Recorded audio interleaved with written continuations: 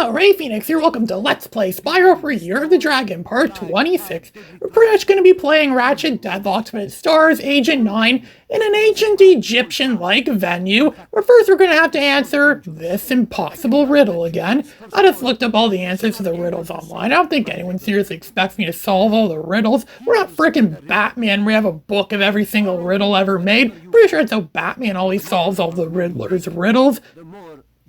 Is Batman really that great of a riddle solver? I think a riddle solver isn't really any kind of job anyone could really have, is it? Yeah, quite clever and cunning for someone with a little fashion sense, yeah.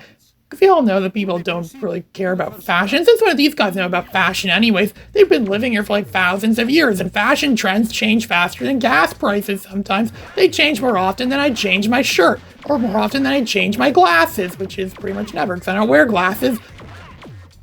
And we can finally use the fact that the bullets ricochet off the walls when we blast them the ray gun, which is a really easy method for killing off all these evil snake things that are just magically popping out of those things. There isn't even anyone with an instrument around to play a song to make the snakes dance to it. The snakes are coming up, these poisonous, venomous snakes, whatever you'd call them. I'm not sure what kinds of snakes those are. Since when did I know anything about snakes? Snakes on a plane hasn't taught me anything, and then yeah, we're being bombarded with snakes. Samuel L. Jackson in this game, he just go on a long rant. I've had it with all these mother something snakes on this mother something level. So many god dang snakes. Snakes? Why does it have to be snakes? I hate snakes. Oh, that's Reggie. He's my pet snake. Yeah, Indiana Jones would suck at this.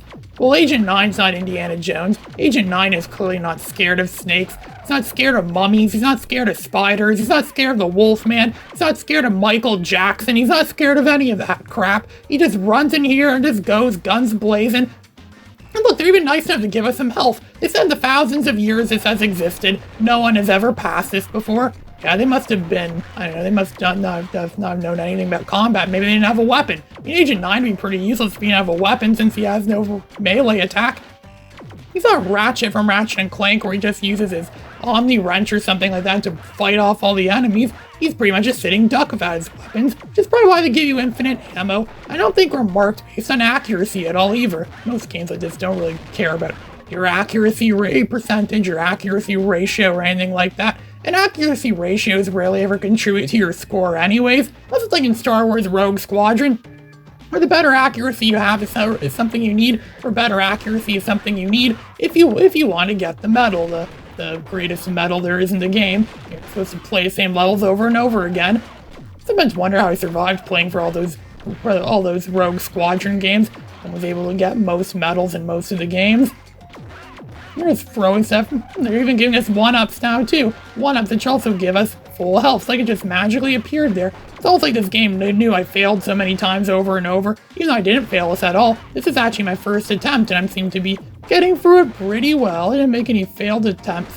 I don't even think this game does anything like that where it, makes the game easier if you fail at something so many times. Some games in the PS2 era do that, but I'm pretty sure this game isn't one of those games. We destroyed all the things dispensing all the snakes now. So all I have to do now is just wait for those bomb things to get in front of us so we can destroy those Earth Shapers.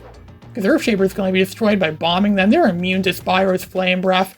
You could try to charge into them and try to get them to lava, but I don't think that works in this game. Then again, it's the only time Earth Shapers ever appear in this game. It's on the Forbidden Spyro too, but not so much in this game. Still Insomniac game is trying to run out of ideas. So I thought, let's just use some stuff we used in the previous Spyro games. People liked those. We don't really want to remind people this is a Spyro game and nothing else.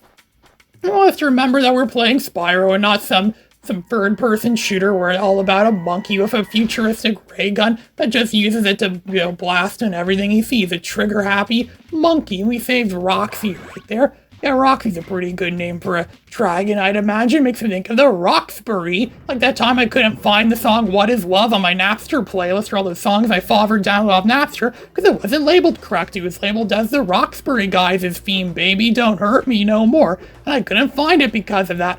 I also didn't know I had that Green Day song, on the Boulevard of Broken Dreams. I didn't know I had that song from Napster, because it was labeled as Green Day, I Walk Alone, and that's not what the song is called. I think people did that on purpose to avoid copyright infringement or lawsuits or something like that. So they purposefully mislabeled the names of all the songs so people with companies wouldn't find them. And clearly they didn't want me to find them either, find out I had them either, because it took me years before I found out I had all that stuff. After roaming around the level in typical Spyro fashion, we found the last hidden gem, and now this level, the Haunted Tomb, is now 100% complete. I guess this Haunted Tomb isn't so haunted anymore after Spyro got his hands on it. His legs, or whatever you call them. I'm not sure if they're paws or hands or claws or whatever you call them. But Spyro was through this level now. He caused mayhem and havoc to all the enemies, and they're probably wishing that Spyro never comes back again. Yeah, mess with the dragon, feel the burn. That level's 100% complete. We got all 700 gems. It's probably that combined with all the other 700 sets of gems we got from this level. Could be no more than enough to pay our expenses to money bags yet again. You didn't think there were any more money bag expenses coming up, did you? Oh no, money bags. More like dirt bags. That's kind of what he is to us. He isn't a dirt bag. It just wants us to keep paying for stuff. That greedy little bear shyster. Oh, one of these days he's gonna get his just desserts. Maybe he'll get his just deserts, because we're going to the desert ruins next. Oh boy, something tells me we're gonna see money bags at his worst in this level. The desert ruins. Oh look, it's one of those gem cutters. There are those gem cutter things we saw in the first level, the Glimmer level in Spyro 2. And one of them seems to just be called Gus now. And he moved to the desert where his girlfriend Tara was captured and she went missing. And he wants us to find her pretty much, yeah, because he doesn't have a girlfriend he's going to sleep with at night. He'll probably have trouble sleeping, and he won't do his job properly anymore. He needs his girlfriend to do his job, right? So he wants us to go and find his girlfriend and brave what is pretty much suicide by running into this desert that's filled with this green molten goop, wherever it is, and it's filled with these scorpion things that are everywhere. They're large, and Spyro's slightly delayed for some reason when fighting against these things, especially the large ones too. And it's another treasure chest. They're one of those Spyro 1 style treasure chests. This level really liked to be reminiscent of the first two Spyros, giving us treasure chests, and those things that pretty much, they use heat to make the whole platform there, hot. If you step on it, you get hit. They did that same thing with electricity in the original Spyro in that I think it was the Beastmakers, whatever it's called, that homeworld, and some of the other levels in the Beastmakers did that too, where it's pretty much really almost impossible to accurately time knowing your jumps and time when you're going to run into those things. I think you can pretty much only kill them by charging into them. Charging into them is your best attack against a lot of these things. Ensures you defeat them very fast before they quick draw you. You kill them before they kill you. I think it's possible to jump on those platforms. They sink, and when they're not the correct proper level, it's impossible to jump to them. Then you're going to get burned in all that green goop. I'm not even sure that green goop is supposed to be that green mutant stuff. Like the stuff they were making in that factory in the Batman 1989 video game for the NES, where it's just some loads of goop, some green goop stuff, where there were those monster things that never appeared in the movie either. There's this guy there. It's almost impossible to kill him without any health left.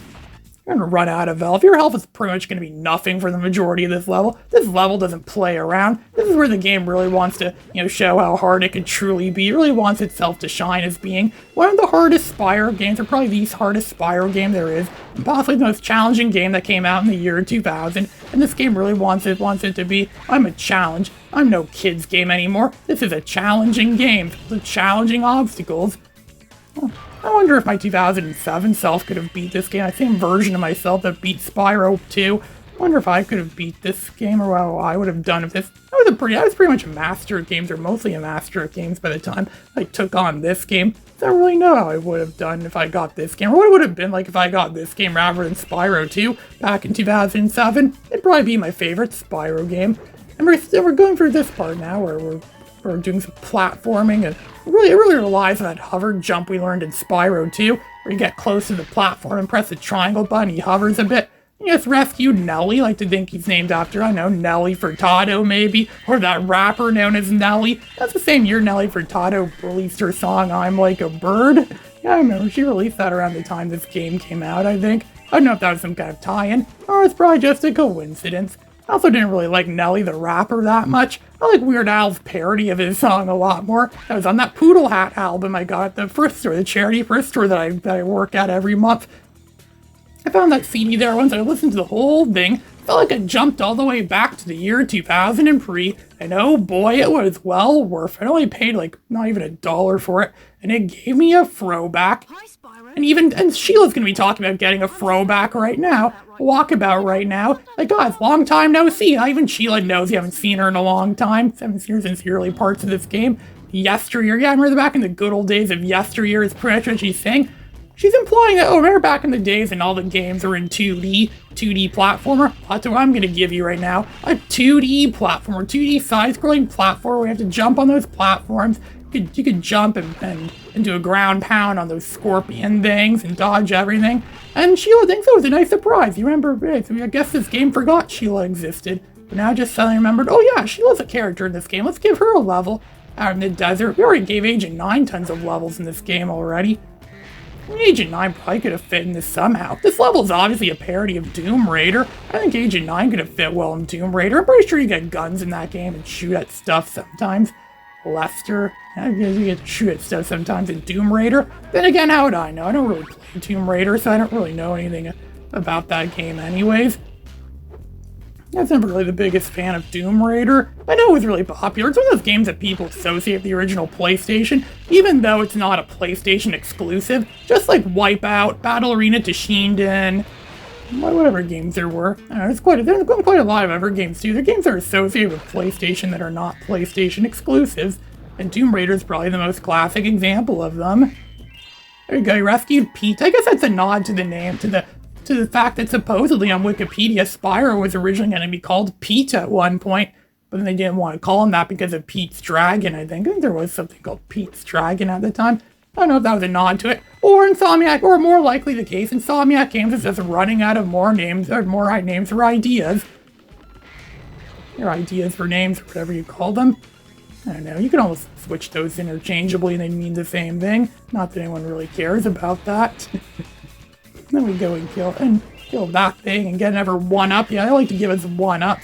I'm surprised you still have over 30 lives. Got all the times we got killed and mauled and pretty much attacked and destroyed in this game. I think we would have less than that many lives right now. We'd probably be like, in the poorhouse of lives, but no, we're not. We're actually still pretty good of lives. I wonder how many lives I'd have if I never got killed once.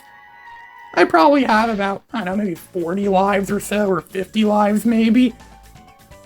I'm just predicting how many lives I would have.